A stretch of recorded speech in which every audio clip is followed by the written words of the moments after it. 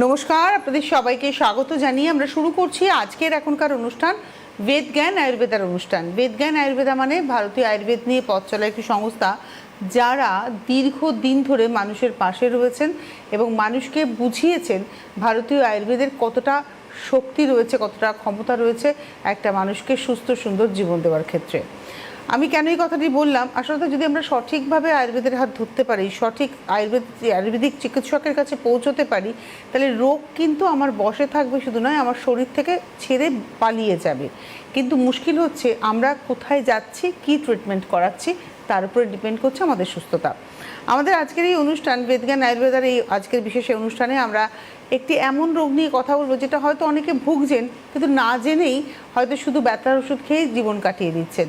স্বাগত জানাবো এই অনুষ্ঠানের মূল মানুষ ডক্টর সুলতান খানকে। অনেক অনেক স্বাগত, শুভ সন্ধ্যা। নমস্কার। আমি আজকেই এমন একজন মানুষের সাথে আমার কথা হচ্ছিল, তিনি বললেন, আমি বিষয়তে আজকের থেকে সম্পূর্ণ আলাদা, তার কিডনিতে মাঝে মাঝে স্টোন হয়ে যায়। তিনি বললেন আমার অসুবিধা হচ্ছে, আমি ব্যথার ওষুধ খেয়ে সময় কাটাচ্ছি। মানে এটা যে অনেক ভুল। তো আমি এই যে আজকে যে রোগটা নিয়ে আমরা আলোচনা করবো সেটা হচ্ছে অ্যাঙ্কোলাইজিং স্পন্ডিলাইসিস। এইটা রোগেও কিন্তু একটা ব্যথা, একটা উপলব্ধি, একটা মানে একটা একটা ফিল, এবং মানুষ কিন্তু ব্যথার ওষুধ খেয়েই ব্যথাটাকে কমিয়ে রাখছেন। ইন ফিউচার সেটা আরও অনেক বড় কিছুতে টার্ন করছে। তো এই অ্যাঙ্কোলাইজিং কারণ আমরা মূলত সার্ভাইকাল স্পন্ডিলাইসিস এবং লাম্বার স্পন্ডিলাইসিস নিয়ে অনেক বেশি আলোচনা করি, কিন্তু অ্যাঙ্কোলাইজিং স্পন্ডিলাইসিস কী এবং এর কী এমন অসুবিধা হতে পারে আমাদের শরীরে, আর এটাকে যদি আমি না ট্রিটমেন্ট করি তাহলেই বা কী হতে পারে, সবটা নিয়ে আজকে আলোচনা। তো অ্যাঙ্কোলাইজিং স্পন্ডিলাইসিস কাকে বলে? দেখুন, আপনি স্টার্টিং করলেন একটা ব্যথা ওষুধ নিয়ে, আপনি স্টার্টিং করলেন, আপনি বললেন ওই লোকটা আপনার কিডনি স্টোন হয়েছে কিন্তু ব্যথা ওষুধ খেয়ে তাকে ব্যথাটা কমিয়ে রাখছে।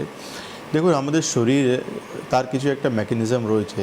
একটা হেলদি মানুষ, তার তো শরীরে কোনো লক্ষণ সেই রকম পাবে না যে ব্যথা হবে, যন্ত্রণা হবে, হাত পা ফুলে যাবে বা গিটে গিটে ফুলে যাবে বা স্টিফনেস আসবে। একটা সুস্থ মানুষ এই লক্ষণগুলো থাকবে না, কেন তার শরীরে রোগ নেই। একটা মানুষ যখন লক্ষণ দেখতে পাচ্ছে যার কি ব্যথা যন্ত্রণা হচ্ছে বা কিডনি স্টোনের পেশেন্ট, তার ইউরিনেশনের সমস্যা হচ্ছে, ইউরিনে জ্বালা করছে বা লো ব্যাক পেন হচ্ছে, তার মানে হচ্ছে তার শরীরের ভিতরে একটা অর্গানসের সমস্যা হচ্ছে, তার লক্ষণ সে দেখাচ্ছে। তো বডি বলতে চাইছে যে এই রোগ এই জায়গা আপনার শরীরে একটা সমস্যা হচ্ছে, তাকে ঠিক করো, নাকি বাইরে যে সিমটমস আমি দেখতে পাচ্ছি তাকে চাপানোর জন্য কিছু ওষুধ আমরা খাই। আলটিমেটলি একটা সময় পর ওনার যখন কিডনি স্টোনের সাইজটা বাড়বে তখন আলটিমেটলি নেফ্রনস বা যে টিস্যুগুলো রয়েছে সেটা কিন্তু ড্যামেজ হতে আরম্ভ করে।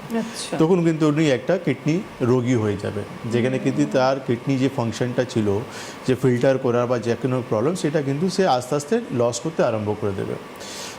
Same goes to ankylosing spondylosis.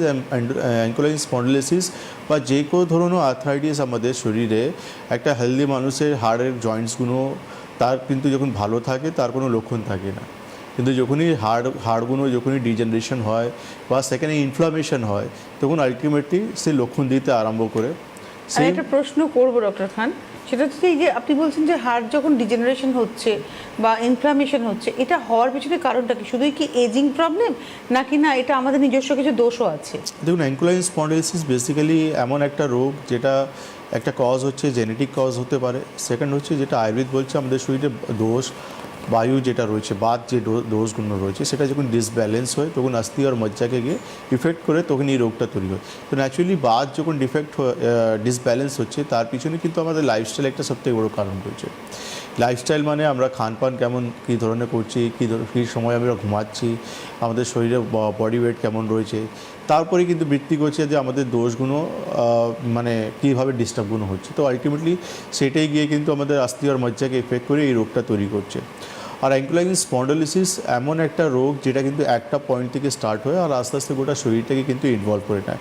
আমাদের শরীরে কিন্তু বিগ জয়েন্টস রয়েছে, স্মল জয়েন্টস রয়েছে, তো এই বিভিন্ন জয়েন্টসগুলোকে কিন্তু আস্তে আস্তে এই অ্যাঙ্কোলাইন স্পন্ডিলাইসিস পুরোপুরি অ্যাটাক করে নেয়।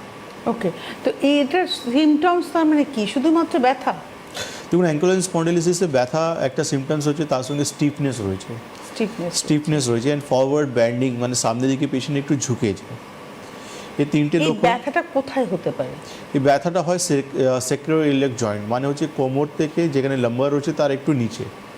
আচ্ছা, আমাদের স্পাইনে সব জায়গায় না, মানে প্রত্যেক পজিশনে নাম দেওয়া, যেমন সার্ভাইকাল, থোরাসিক, লাম্বার, তারপর হচ্ছে সেক্রাম, কক্সিক, এটা একটা নাম দিয়ে মানে পজিশন মানে রয়েছে, স্পাইনটাকে ভাগ করা হয়েছে। রাইট, ভাগ করা হয়েছে 33টা আমাদের ভার্টিব্রাগুলো রয়েছে আমাদের।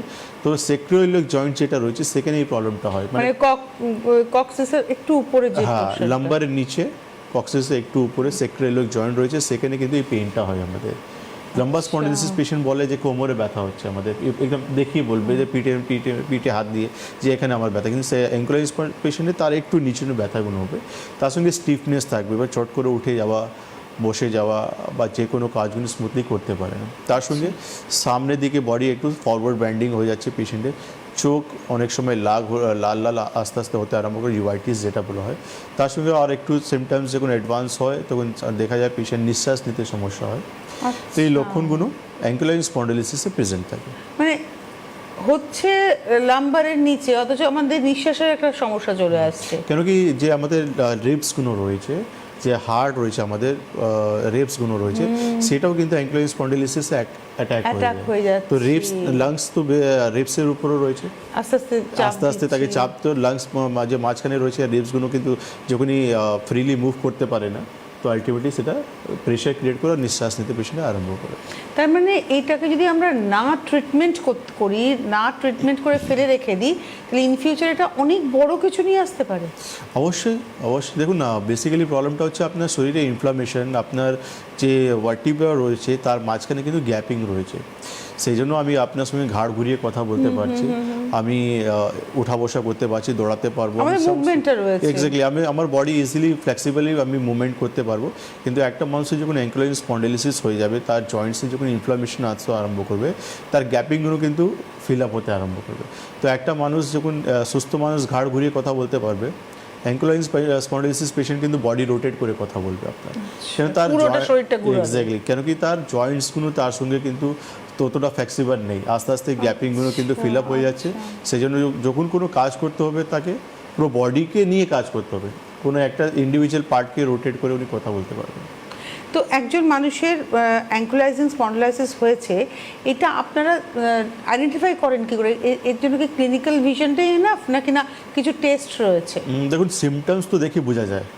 একটা মানুষ যখন অ্যাঙ্কোলাইটিস স্পন্ডিলোসিস থেকে আক্রান্ত থাকে, তার হাঁটা দেখেই বোঝা যায় যে অ্যাঙ্কোলাইটিস পেশেন্ট আছে।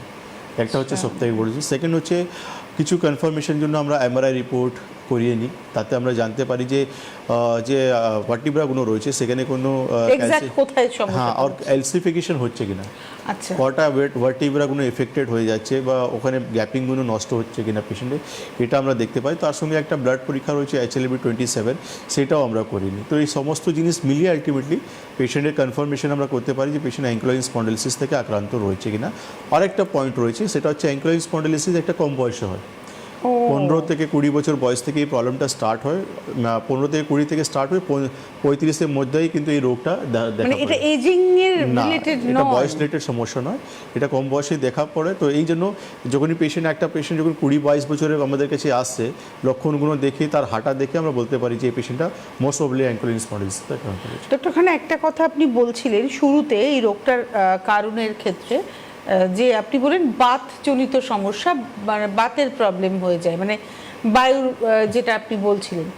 একটা বলেন জেনেটিক সমস্যা, জেনেটিকটা হতে পারে, কিন্তু এই যে বাতের শব্দটা ব্যবহার করলেন, এক্ষেত্রে তো আমরা জানি আমাদের খাওয়া দাওয়াতে ভুল হলে আমরা অনেক সময় এই বাতের বৃদ্ধি ঘটিয়ে ফেলি।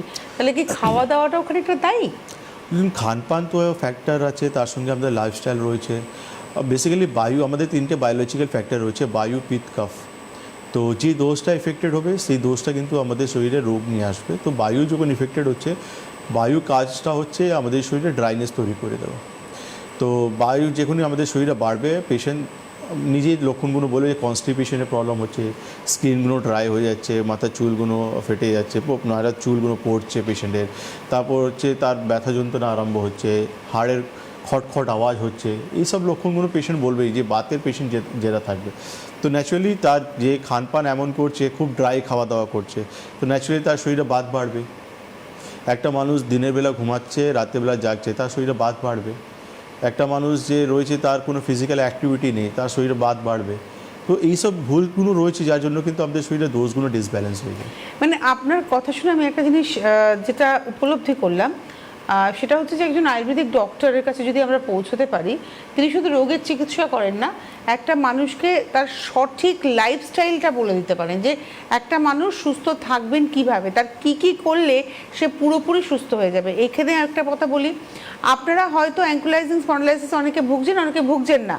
অনেকে হয়তো যে কোনো রোগ, হয়তো পাইলস, ফিশার, ফিস্চুলা থেকে শুরু করে ইনডাইজেশনে ভুগছেন, কিংবা হাঁটুর ব্যথা থেকে শুরু করে আপনারা হয়তো স্পন্ডালাইসিসে ভুগছেন। আপনি যে কোনো সমস্যায় ভুগছেন, আপনারা ফোন করুন। ফোন নাম্বার যাচ্ছে স্ক্রিনে, আমাদের সঙ্গে সরাসরি কথা বলার নাম্বার 6292242341, 6292242342। নমস্কার, কে রয়েছেন? হ্যালো, হ্যালো, কে বলছেন, কোথা থেকে বলছেন? আমি মৌসুমী পরামানিক বলছি। মৌসুমী কোথা থেকে? বর্ধমানের বুদবুদ। আচ্ছা আচ্ছা, বয়স কত, প্রবলেম কি? বয়স হচ্ছে 36 বছর। প্রবলেম হচ্ছে কোমরের যন্ত্রণা আর পায়ে খুব যন্ত্রণা,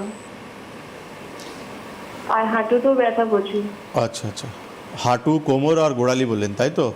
না, পা ডান পায়ে মানে হাঁটুর ওপর থেকে নিয়ে ডান চ্যাংটা, আর বা পায়ের হাঁটু আর কোমরে প্রচুর ব্যথা। মানে থায়ে ব্যথা হচ্ছে, আচ্ছা, ডান পায়ের থায়ে ব্যথা, আর বাঁ পায়ের হাঁটু আর কোমরে ব্যথা। হ্যাঁ, হ্যাঁ, হ্যাঁ। কতদিন থেকে এই সমস্যাটা হচ্ছে আপনার? হচ্ছে প্রায় বছর হয়ে গেল অনেকদিন। আমি যখন 25 বছর বয়স হয় তখন আমি ডাক্তার দেখাতে গেছিলাম, তখন বলেছিল নাকি যে কোমরের হাড় ফাঁক হয়ে গেছে, আচ্ছা, বলেছিল। আসলে তার আগে মানে আমার 18 বছর যখন বয়স ছিল তখন একবার আমি সাইকেল থেকে পড়ে গেছিলাম, মানে বাইকে মেরেছিল, অ্যাক্সিডেন্ট হয়েছিল। তারপর থেকে নাকি যে ওইটা হাড়টা ফাঁক হয়ে গেছে। তো তারপরে বেসিক্যালি একটু বেশি কাজ করলে বা একটু চাপের কিছু সমস্যা হলে তখন যন্ত্রণা খুব করে, মানে বাবু হয়ে আমি বসতেই পারি না, যে বাবু হয়ে বসে আপনার সাথে কথা বলছি, তো আমার পাটা একদম শিশির করে একদম প্রচন্ড যন্ত্রণা হচ্ছে। আচ্ছা আচ্ছা, মানে 18 বছর, আপনার 18 বছর বয়সে অ্যাক্সিডেন্ট হয়েছিল, তারপর থেকে আপনি ব্যথা পাচ্ছেন। 25 বছরে ব্যাপারটা অনেক বেড়ে গেছিল, 25 থেকে আজকে 36, প্রায় 11 বছর ধরে আপনি ট্রিটমেন্টে রয়েছেন। হ্যাঁ, প্রচুর এক্সরে রিপোর্ট করেছেন? হ্যাঁ, সমস্ত রকম এক্সরে রিপোর্ট। আমি তো এই বর্ধমানে ওই যে নামটাম বলতে হবে না, আপনি রিপোর্ট করেছেন কিনা এইটুকুই দরকার। হ্যাঁ হ্যাঁ, সমস্ত রক্ত রিপোর্ট থেকে ফটো থেকে সবকিছুই করেছি। ঠিক আছে দিদি, আপনি ঠিক আছে, আপনি টিভি স্ক্রিনে থাকুন। আপনার কাছে যখন সমস্ত ডকুমেন্ট রয়েছে, আমি সোমবারই কিন্তু আমার বর্ধমানের চেম্বার রয়েছে, আপনি একটা অ্যাপয়েন্টমেন্ট করে নিন, কাইন্ডলি করে নিন। আপনাকে আমি রিকোয়েস্ট করবো এই জন্য যে আপনার বয়স খুবই কম, 36 বছর আপনি বয়স বলছেন, আর আপনি 11 বছর থেকে এই রোগটা আপনি ফেস করছেন। আমি বলছি আপনাকে, আপনি আয়ুর্বেদিক ট্রিটমেন্ট করান, 3 মাস সময় দিন, আপনার প্রবলেমটা সলভ হয়ে যাবে। আপনি 11 বছর চিকিৎসা করিয়েছেন, ভালো থেকে ভালো ডক্টর দেখিয়েছেন, কিন্তু প্রবলেমটা কোন জায়গায় বলুন তো? ডক্টর আপনি ভালো দেখিয়েছেন, ওষুধ আপনি সঠিক পাননি। আপনি পেয়েছেন ব্যথা ওষুধ পেয়েছেন বা ক্যালসিয়াম সাপ্লিমেন্ট পেয়েছেন, এর থেকে বাইরে আপনি কিছু পাননি। আপনি প্রিসক্রিপশন নিয়ে আসবেন, আমি আপনাকে সমস্ত দেখিয়ে দেবো। এই যে প্রবলেমটা আপনি বলছেন, এই ট্রিটমেন্ট কিন্তু ব্যথা ওষুধ নয়। ব্যথা ওষুধ হচ্ছে সাময়িক কিছু রিলিফের জন্য। প্রপার ট্রিটমেন্ট আপনাকে আসতে হবে, প্রপার ট্রিটমেন্ট আপনি আয়ুর্বেদে পাবেন। আমরা আজকে যে রোগটা বলছি না, এই রোগটা খুব ক্রিটিক্যাল রোগ, সাধারণ রোগ নয়। যখন আমরা এই রোগ নিয়ে আলোচনা করছি, এই রোগ নিয়ে আমরা বলছি যখন হ্যাঁ আমরা ট্রিটমেন্ট করে সুস্থ করতে পারবো, তাহলে আপনি যে প্রবলেম নিয়ে ফেস করছেন সেটা কিন্তু আয়ুর্বেদের জন্য কোনো বড় ব্যাপার নেই। আপনি একটু যোগাযোগ করুন, সোমবারই আমি কিন্তু বর্ধমানে থাকবো। আপনারা যারা অনুষ্ঠান দেখছেন, বিশেষ করে বর্ধমানের মানুষ, যেহেতু সোমবার ওনার বর্ধমানের চেম্বার রয়েছে, 9831068089 দেখুন নাম্বার রয়েছে। এই হলুদ বক্সের মধ্যে দুটো নাম্বার যাচ্ছে, একটা হচ্ছে 9073641643, আরেকটি নাম্বার হচ্ছে 9831068089। এই দুটো ফোন নাম্বার হচ্ছে হেল্পলাইন নাম্বার, 24 ঘন্টা অ্যাক্টিভ থাকে। আপনি ফোন করে অ্যাপয়েন্টমেন্ট করুন। বিশেষ করে আপনি যিনি মৌসুমি ফোন করলেন, মৌসুমি পরামানিক, আপনি অ্যাপয়েন্টমেন্টটা ইমিডিয়েট করুন, যাতে আপনার সোমবারের বর্ধমানের চেম্বারে আসাটা নিশ্চিত হয়। এক্স্যাক্টলি বর্ধমানের কোথায় চেম্বার এবং আপনি কখন আসবেন সবটা কিন্তু এই ফোন নাম্বার থেকে আপনাকে অ্যাসিস্ট করে দেওয়া হবে। আর আজকে হচ্ছে শুক্রবার, আর রবিবার দিনকে কিন্তু আপনারা দমদম জংশনে চেম্বার পাবেন বিকেলের দিকে, এবং সকালের দিকটা পাবেন যাদবপুর অঞ্চল, যোধপুর পার্ক, কালীবাড়ি। নমস্কার, কে রয়েছেন? হ্যালো হ্যালো, কোনো কারণে সংযোগ বিচ্ছিন্ন। আবারও আমরা যেটাতে ছিলাম আলোচনাতে, যে অ্যাঙ্কোলাইজিং স্পন্ডালাইসিস আমরা আলোচনা করছিলাম, যেটা অল্প বয়সের সমস্যা এবং এটার ক্লিনিক্যাল ভিশনটাও যেমন ইম্পর্টেন্ট, এর কিছু প্যাথোলজিক্যাল টেস্টও রয়েছে, ক্লিনিক্যাল টেস্টও রয়েছে। এবারে প্রশ্ন হচ্ছে যে আপনার কাছে যখন একজন আসছেন পেশেন্ট, আমি সব থেকে যেটা আমি ফিল করি যে আপনাদের কাছে তো একদম ভার্জিন পেশেন্ট আসেন না, যে আমার শুরু হলো আর আমি আয়ুর্বেদিক ডক্টরের কাছে গেলাম, অনুষ্ঠানটা দেখলাম, 1.5 মাস মতো সমস্যায় ভুগছি, আমি ডক্টর সুলতান খানের অনুষ্ঠান দেখলাম, চলে গেলাম। খুব এই পেশেন্ট হয়তো 1% হয়তো আসেন। ম্যাক্সিমাম পেশেন্ট আপনার কাছে আসেন সব কিছু করে, আর কিছু করার নেই, লাস্ট চেষ্টা। তো সেক্ষেত্রে তো তার প্রচুর কিছু ওষুধ খেয়ে ফেলেছেন, তো সেক্ষেত্রে ট্রিটমেন্ট আপনারা কিভাবে করেন? দেখুন, এটা তো আমাদের প্রত্যেক দিনেই কাজ হয়ে যে গেছে। কোনো রোগের ক্ষেত্রে এটাই হয়। এক্স্যাক্টলি, আজকে আমি 10 বছর 11 বছর থেকে প্র্যাকটিস করছি। আমার প্রত্যেক দিনে টাস্ক হয়ে গেছে, প্রত্যেক দিনেই আমরা ক্রিটিক্যাল কন্ডিশনই পেশেন্ট পাই, আমরা সাধারণ পেশেন্ট আমরা পাই না। একটা পেশেন্টের নি রিপ্লেসমেন্ট করতে হবে, কোমরে অপারেশন করতে হবে, ঘাড়ের অপারেশন করতে হবে, এমন কন্ডিশনে চলে যাবে। পেশেন্ট ডায়াবেটিস থেকে তার কিডনি নষ্ট হয়ে গেছে বা অন্য অন্য কমপ্লিকেশন স্টার্ট হয়ে গেছে। তো আমরা কিন্তু সেই পেশেন্টকেও চিকিৎসা দিই, কেন কি আমরা জানি আয়ুর্বেদে সবসময় একটা জিনিস বলা হয় যে রুট কজ থেকে ট্রিটমেন্ট। আপনি রুট কজ থেকে ট্রিটমেন্ট করতে পারলে আপনি ইজিলি ক্রিটিক্যাল মানুষকে আপনি সুস্থ করতে পারবেন। আর অ্যাঙ্কোলাইন মতন পেশেন্টকে যেখানে আমরা দেখি যে সবথেকে প্রবলেমটা কোন জায়গা হয়ে যায়, পেশেন্টের ক্যালসিফিকেশন হয়ে যায় স্পাইনে। তো আমাদের কাছে সবথেকে বড় একটা পার্ট রয়েছে পঞ্চকর্ম থেরাপি। আমরা কেন কি আপনি সমস্ত পেশেন্টকে আপনি ওষুধ দিয়ে মানে ক্রিটিক্যাল পেশেন্টকে আপনি ইমিডিয়েটলি রিলিফ দিতে পারবেন না। সেই ইমিডিয়েটলি রিলিফ দেওয়ার জন্য আমাদেরকে পঞ্চকর্ম থেরাপি একটা মানে সাপোর্ট দেওয়ার খুব দরকার পড়ে, কারণ ডিটক্সিফিকেশন অ্যান্ড নারিশমেন্ট খুব ইম্পর্ট্যান্ট একটা পার্ট রয়েছে। আর আমাদের এখানে তো ট্রেন্ড নেই, কিন্তু আপনি সাউথের দিকে চলে গেলে আপনি জানতে পারবেন, বা আমরা জানি যে আমরা পাই যে আমাদের যে কলিগনো রয়েছে, একটা মানুষের ছোট্ট সমস্যা হলেও না তারা আগে বডিকে ডিটক্সিফাইড করে। একটা ছোট্ট সমস্যা মানে একটা তাদের কিন্তু জ্বর হয়েছে, সর্দি খাসি হয়েছে, তারাও কিন্তু একটা ডিটক্সিফিকেশন করে। কেন কি লজিক্যাল রয়েছে, আপনার শরীরে যখন কোনো ব্যাকটেরিয়া ভাইরাস অ্যাটাক করে বা এন্টার করে আপনার শরীরে তখন রোগ আসে। সেই রকমই এই যে হাড়ের সমস্যাগুলো যত আজকে মা বোনরা ফেস করছে, শরীরে আপনার যখন অ্যাকুমুলেট হচ্ছে, টক্সিন অ্যাকুমুলেট হচ্ছে, তখনই কিন্তু রোগ তৈরি হচ্ছে। একবার আপনি বডি ডিটক্সিফাইড করতে পারলে আপনি সেখানেই আপনি বুঝতে পারবেন যে আপনার বডি কতটা রিলিফ হয়ে গেছে। দমদমে বা সাউথ সিটিতে যে চেম্বারের পেশেন্টরা আমরা ট্রিট করছি, প্রত্যেক পেশেন্টই কিন্তু ক্রিটিক্যাল পেশেন্ট। একটাও পেশেন্ট এমন না যে সাধারণ পেশেন্ট, এবং একটু বেশি বয়সেরও পেশেন্ট। বয়স রিলেটেড, কেন কি আপনার যে সমস্যাটা আগে হয়েছিল আর যখন আপনি আমার কাছে এসেছিলেন, রোগটাও অ্যাডভান্স হয়েছে, বয়সও অ্যাডভান্স হয়ে গেছে। সেই জায়গায় তারা কিন্তু আছে পঞ্চকর্ম থেরাপির মেডিকেশন নিয়ে তারা কিন্তু প্রচুর সুস্থ রয়েছে।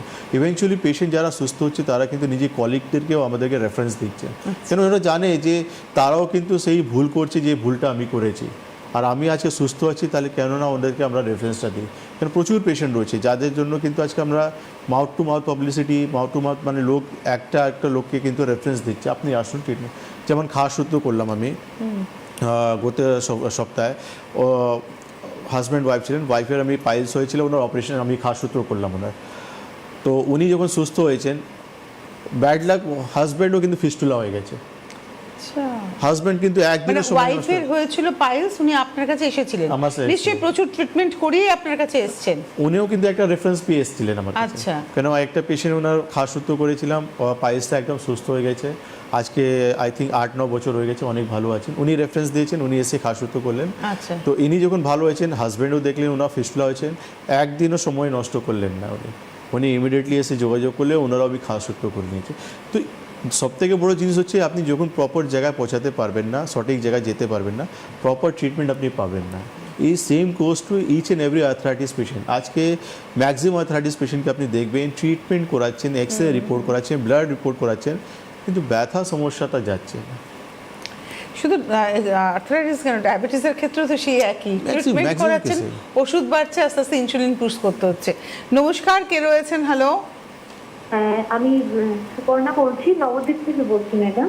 আচ্ছা বলুন। আমার ব্যাক পেইন হয়, যে ভোরবেলার দিকে ওই ঘাড় থেকে মাজা অব্দি এত ব্যথা হয় যে মানে আমি এপাশ ওপাশ করে ঘুমানোর পরেও আমার সেই ব্যথা কমে না। মানে এমনই হয় তখন আমাকে মানে মানে সেই সময় আমাকে উঠে মানে দাঁড়িয়ে হাঁটতে হয়, মানে আমি তখন ঘুমিয়ে থাকতে পারি। আপনার এজ কত? আমার এজ হচ্ছে 29।